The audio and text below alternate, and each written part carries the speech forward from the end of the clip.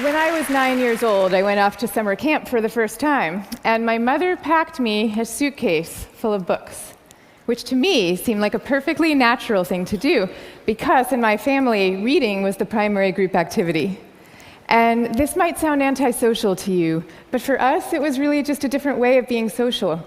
You had the animal warmth of your family sitting right next to you, but you were also free to go roaming around the adventure land inside your own mind. And I had this idea that camp was going to be just like this, but better. I had a vision of 10 girls sitting in a cabin, cozily reading books in their matching nightgowns. Camp was more like a keg party without any alcohol. And on the very first day, our counselor gathered us all together, and she taught us a cheer that she said we would be doing every day for the rest of the summer to instill camp spirit. And it went like this. R-O-W-D-I-E, that's the way we spell rowdy, rowdy, rowdy, let's get rowdy. Yeah. So I couldn't figure out for the life of me why we were supposed to be so rowdy, or why we had to spell this word incorrectly.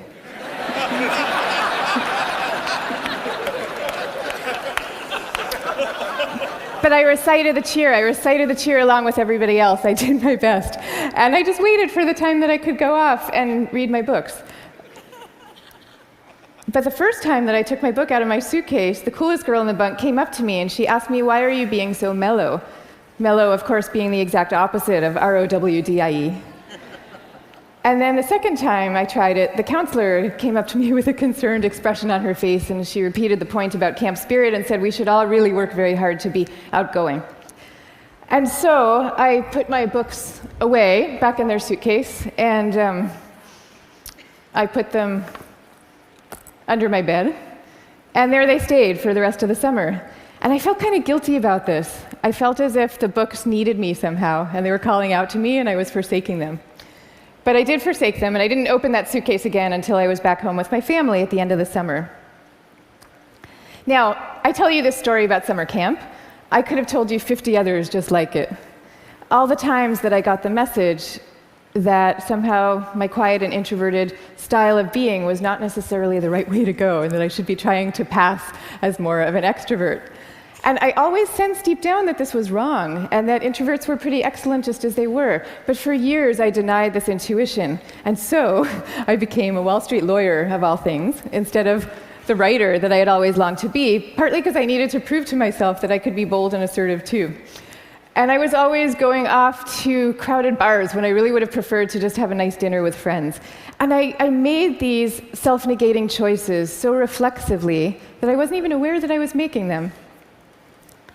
Now, this is what many introverts do, and it's our loss for sure, but it is also our colleagues' loss and our community's loss, and at the risk of sounding grandiose, it is the world's loss, because when it comes to creativity and to leadership, we need introverts doing what they do best. A third to a half of the population are introverts. A third to a half. So that's 1 out of every 2 or 3 people you know. So even if you're an extrovert yourself, I'm talking about your coworkers and your spouses and your children and the person sitting right next to you right now. All of them subject to this bias that is pretty deep and real in our society. We all internalize it from a very early age without even having a language for what we're doing. Now, to see the bias clearly, you need to understand what introversion is. And it's different from being shy. Shyness is about fear of social judgment. Introversion is more about how do you respond to stimulation, including social stimulation. So extroverts really crave large amounts of stimulation, whereas introverts feel at their most alive and they're most switched on and they're most capable when they're in quieter, more low-key environments. Not all the time, these things are an absolute, but a lot of the time. So the key then to maximizing our talents is for us all to put ourselves in the zone of stimulation that is right for us. But now here's where the bias comes in. Our most important institutions, our schools and our workplaces, they are designed mostly for extroverts and for extroverts' need for lots of stimulation. And also, we are living through this belief system. We have a belief system right now that I call the new groupthink, which holds that all creativity and all productivity comes from a very oddly gregarious place. So if you picture the typical classroom nowadays, when I was going to school, we sat in rows. We sat in rows of desks like this, and we did most of our work pretty autonomously. But nowadays, your typical classroom has pods of desks of 4 or 5 or 6 or 7 kids all facing each other. And kids are working in countless group assignments, even in subjects like math and creative writing, which you would think would depend on solo flights of thought. Kids are now expected to act as committee members. And for the kids who prefer to go off by themselves or just to work alone, those kids are seen as outliers often, or worse, as problem cases. And the vast majority of teachers reports believing that the ideal student is an extrovert as opposed to an introvert, even though introverts actually get better grades and are more knowledgeable, according to research. Okay, same thing is true in our workplaces. Most of us work in open-plan offices without walls, where we are subject to the constant noise and gaze of our coworkers. And when it comes to leadership, introverts are routinely passed over for leadership positions, even though introverts tend to be very careful, much less likely to take outsized risks, which is something we might all favor nowadays. And interesting research by Adam Grant at the Wharton School has found that introverted leaders often deliver better outcomes than extroverts do, because when they are managing proactive employees, they're much more likely to let those employees run with their ideas, whereas an extrovert can quite unwittingly kind of get so excited about things that they're putting their own stamp on things, and other people's ideas might not as easily then bubble up to the surface. Now, in fact, some of our transformative leaders in history have been introverts. I'll give you some examples. Eleanor Roosevelt, Rosa Parks, Gandhi. All these people describe themselves as quiet and soft-spoken and even shy. And they all took the spotlight, even though every bone in their bodies was telling them not to. And this turns out to have a special power all its own, because people could feel that these leaders were at the helm, not because they enjoyed directing others, and not out of the pleasure of being looked at. They were there because they had no choice, because they were driven to do what they thought was right. Now, I think at this point it's important for me to say that I actually love extroverts. I always like to say some of my best friends are extroverts, including my beloved husband. And we all fall at different points, of course, along the introvert-extrovert spectrum. Even Carl Jung, the psychologist who first popularized these terms, said that there's no such thing as a pure introvert or a pure extrovert. He said that such a man would be in a lunatic asylum if he existed at all. And some people fall smack in the middle of the introvert-extrovert spectrum, and we call these people ambiverts. And I often think that they have the best of all worlds. But many of us do recognize ourselves as one type or the other. And what I'm saying is that culturally, we need a much better balance. We need more of a yin and yang between these two types. This is especially important when it comes to creativity and to productivity, because when psychologists look at the lives of the most creative people, what they find are people who are very good at exchanging ideas and advancing ideas, but who also have a serious streak of introversion in them. And this is because solitude is a crucial ingredient often to creativity. So Darwin, he took long walks alone in the woods and emphatically turned down dinner party invitations.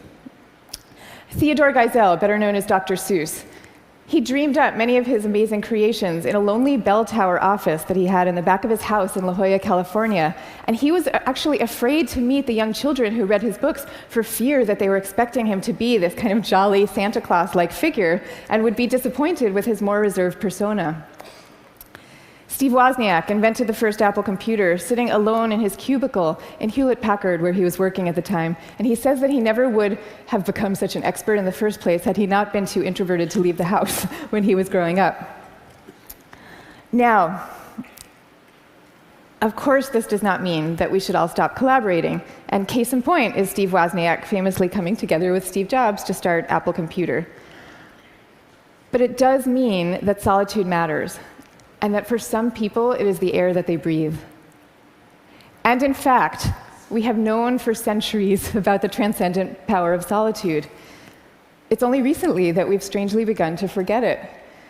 If you look at most of the world's major religions, you will find seekers, Moses, Jesus, Buddha, Mohammed, seekers who are going off by themselves, alone, to the wilderness, where they then have profound epiphanies and revelations that they then bring back to the rest of the community. So no wilderness, no revelations. This is no surprise, though, if you look at the insights of contemporary psychology. You know, it turns out that we can't even be in a group of people without instinctively mirroring and mimicking their opinions, even about seemingly personal and visceral things like who you're attracted to. You will start aping the beliefs of the people around you without even realizing that that's what you're doing. And groups famously follow the opinions of the most dominant or charismatic person in the room, even though there's zero correlation between being the best talker and having the best ideas. I mean, zero. So you might be following the person with the best ideas, but you might not. And do you really want to leave it up to chance? Much better for everybody to go off by themselves, generate their own ideas, freed from the distortions of group dynamics, and then come together as a team to talk them through in a well-managed environment and take it from there. Now, if all this is true, then why are we getting it so wrong? Why are we setting up our schools this way and our workplaces? And why are we making introverts feel so guilty about wanting to just go off by themselves some of the time? One answer lies deep in our cultural history. Western societies, and in particular the US, have always favored the man of action over the man of contemplation. But in America's early days, we lived in what historians call a culture of character, where we still, at that point, valued people for their inner selves and their moral rectitude. And if you look at the self-help books from this era, they all had titles with things like character, the grandest thing in the world. And they featured role models like Abraham Lincoln, who was praised for being modest and unassuming. Ralph Waldo Emerson called him a man who does not offend by superiority. But then we hit the 20th century, and we entered a new culture that historians call the culture of personality. You know, what happened is we had evolved from an agricultural economy to a world of big business. And so suddenly people are moving from small towns to the cities. And instead of working alongside people they've known all their lives, now they are having to prove themselves in a crowd of strangers. So quite understandably, qualities like magnetism and charisma suddenly come to seem really important. And sure enough, the self-help books change to meet these new needs. And they start to have names like How to Win Friends and Influence People. And they feature as their role models really great salesmen. So that's the world we're living in today. That's our cultural inheritance. Now, none of this is to say that social skills are unimportant. And I'm also not calling for the abolishing of teamwork at all. The same religions who send their sages off to lonely mountaintops also teach us love and trust. And the problems that we are facing today in fields like science and in economics are so vast and so complex that we are going to need armies of people coming together to solve them, working together. But I am saying that the more freedom that we give introverts to be themselves, the more likely that they are to come up with their own unique solutions to these problems. So now, I'd like to share with you what's in my suitcase today.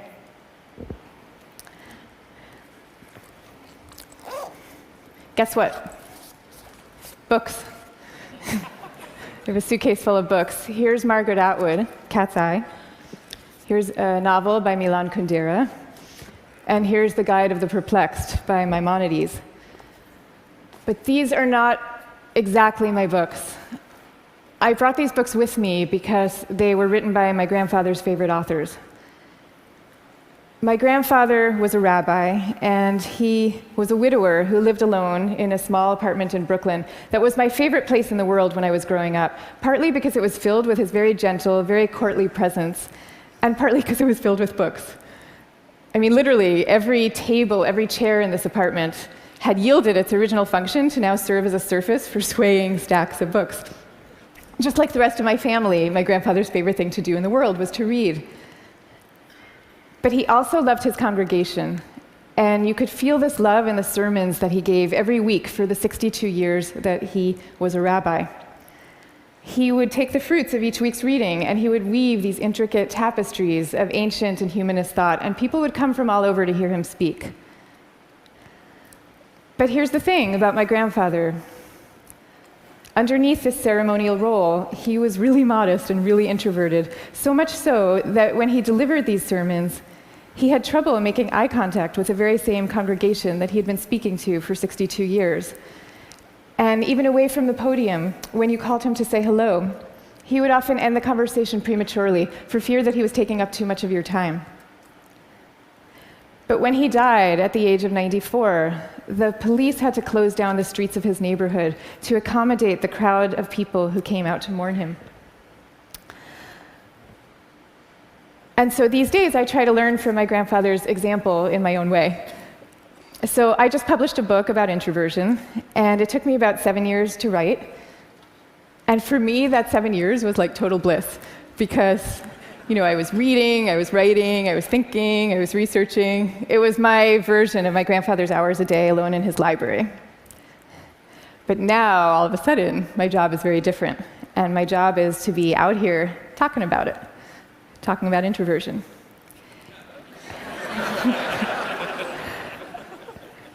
And that's a lot harder for me, because as honored as I am to be here with all of you right now, this is not my natural milieu. So I prepared for moments like these as best I could. I spent the last year practicing public speaking every chance I could get, and I called this my year of speaking dangerously. And that actually helped a lot. But I'll tell you, what helps even more is my sense, my belief, my hope that when it comes to our attitudes to introversion and to quiet and to solitude, we truly are poised on the brink of dramatic change. I mean, we are. And so I am going to leave you now with 3 calls for action for those who share this vision. Number 1, stop the madness for constant group work. Just stop it. Thank you. And I want to be clear about what I'm saying, because I deeply believe our offices should be encouraging casual, chatty, cafe-style types of interactions, the kind where people come together and serendipitously have an exchange of ideas. That is great. That's great for introverts, and it's great for extroverts. But we need much more privacy, much more freedom, much more autonomy at work. School, same thing. We need to be teaching kids to work together, for sure. But we also need to be teaching them how to work on their own. This is especially important for extroverted children, too. They need to work on their own because that is where deep thought comes from, in part. Okay, number 2, go to the wilderness. Be like Buddha. Have your own revelations. I'm not saying that we all have to now go off and build our own cabins in the woods and never talk to each other again. But I am saying that we could all stand to unplug and get inside our own heads a little more often. Number 3, take a good look at what's inside your own suitcase and why you put it there. So extroverts, maybe your suitcases are also full of books, or maybe they're full of champagne glasses or skydiving equipment. Whatever it is, I hope you take these things out every chance you get and grace us with your energy and your joy. But introverts, you being you probably have the impulse to guard very carefully what's inside your own suitcase. And that's okay. But occasionally, just occasionally, I hope you will open up your suitcases for other people to see, because the world needs you and it needs the things you carry.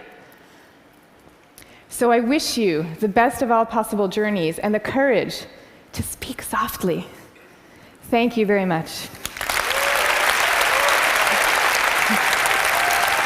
Thank you. Thank you. Thank you.